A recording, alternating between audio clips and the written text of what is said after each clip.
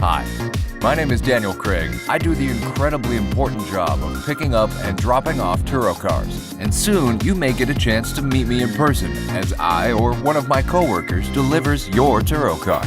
In a moment, I'll be showing you the exact details of all the functions on this car and how they work. But first, let's show you what you'll need to have ready and where you'll need to go to pick up your Turo car.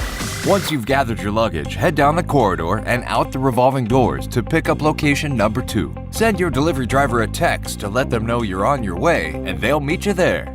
And please have your driver's license ready, as your delivery driver will need to get a quick picture of it. Now let's take a look at the Smart.